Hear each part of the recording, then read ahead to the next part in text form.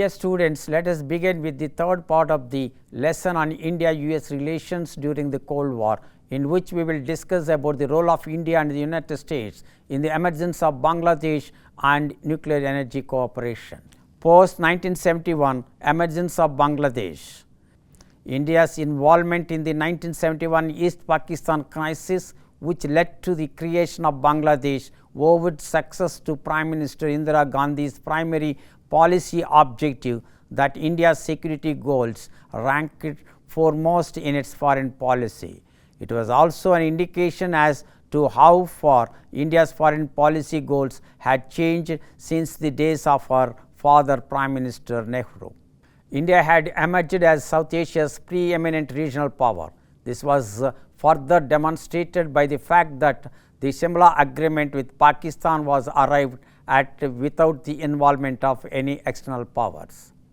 Further, the two countries agreed to resolve any future problems bilaterally and work towards the development of friendly relations. Indeed, the attitude of the United States towards the South Asian region has changed. It gave light to the United States policy on the eve of the Soviet intervention in Afghanistan. The U.S. Department South Asian expert Howard Schaffer explained India is the most important power in the region. This was not a realization that came about spontaneously. In May 1974, India had demonstrated its capabilities by testing a nuclear device.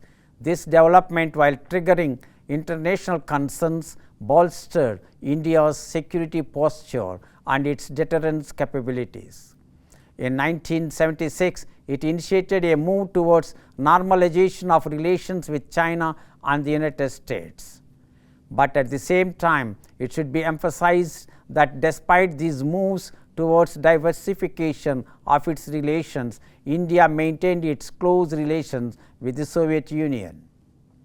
In 1975, President Rodolph Ford Jr. lifted the embargo on arms for sales to India and Pakistan. Both countries could seek to buy arms which would be considered on a case-to-case basis. During the Carter administration, India entered into negotiations with the United States for the purchase of anti-tank missiles and light howitzers. The US agreed to sell anti-tank missiles worth of $32 million in 1980, but the deal fell through because the United States would not allow its manufacture under license in India. The howitzer deal also failed to materialize on the issues of license manufacture and supply of spares and ammunition, with the United States refusing to guarantee more than a 20-day supply of ammunition at a time. India clearly did not want to be put in a situation where its military capabilities would be reliant on the United States policies. On the nuclear front, while the United States had imposed sanctions on the transfer of nuclear technology after the 1974 test, it had continued to supply fuel for the Tarapur nuclear plant. In March 1978, the United States Congress passed an act with a 2-year grace period that prohibited nuclear exports to countries that did not accept safeguards.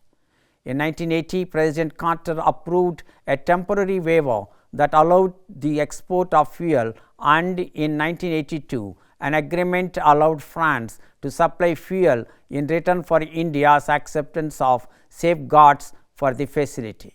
With the advent of the missile technology control regime in 1987, India also faced embargoes on missile-related technology. The main purpose of MTCR is to curb the spread of unmanned delivery systems for nuclear weapons and to limit the risk of proliferation of weapons of mass destruction. Initially, it was comprised of 7 countries, and now it is consisting of 35 member states.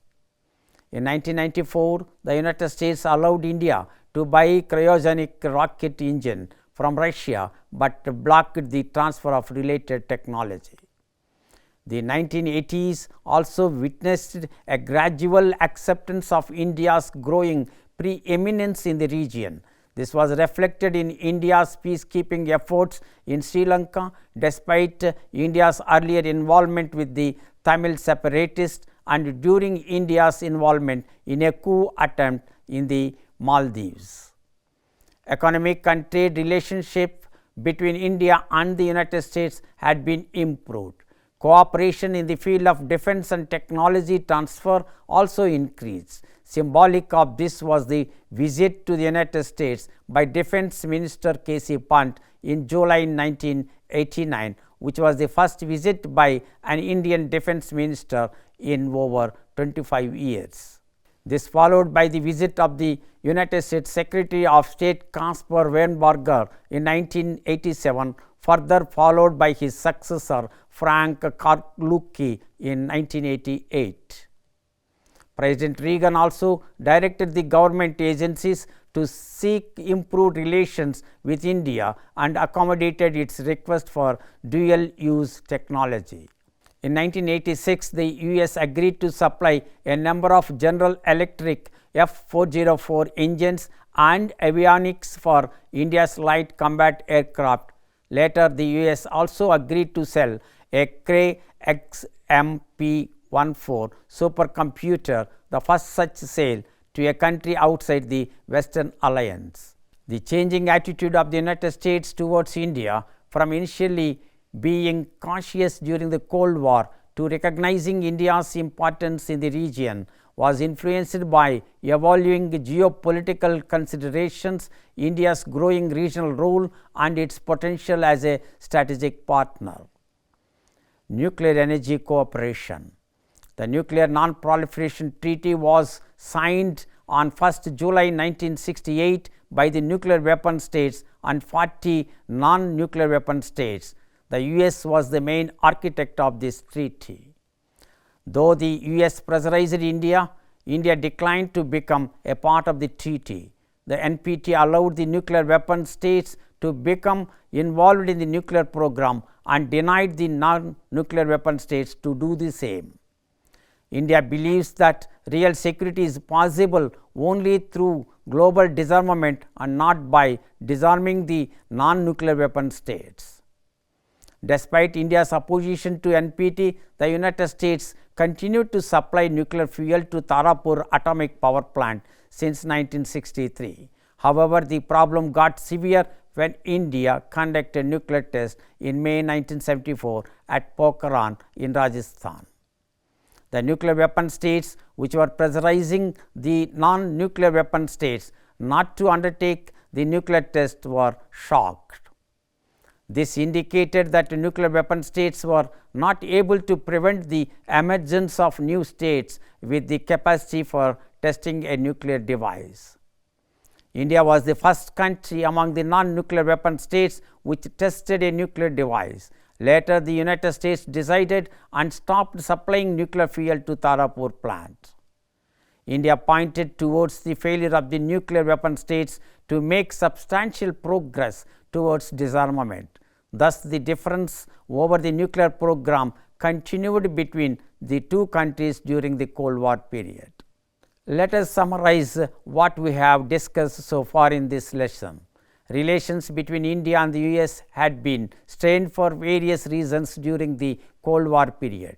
The situation had been mainly attributed to persisting differences and misperceptions about each other and had not changed for the better, despite the fact that the two countries were wedded to the principles of democracy.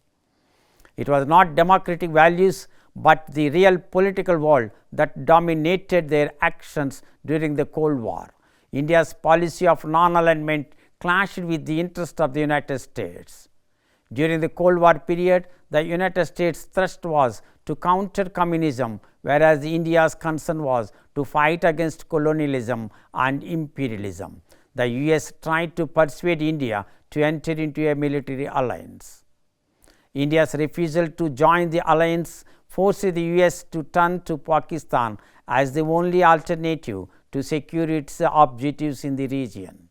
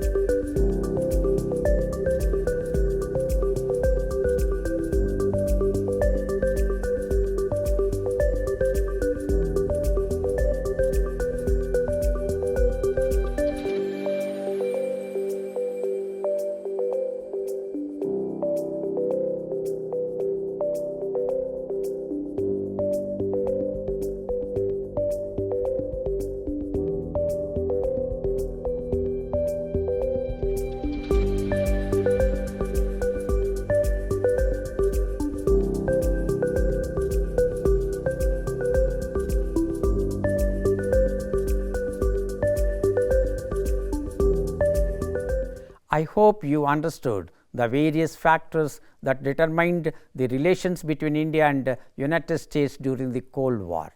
We have concluded our lesson. Thank you.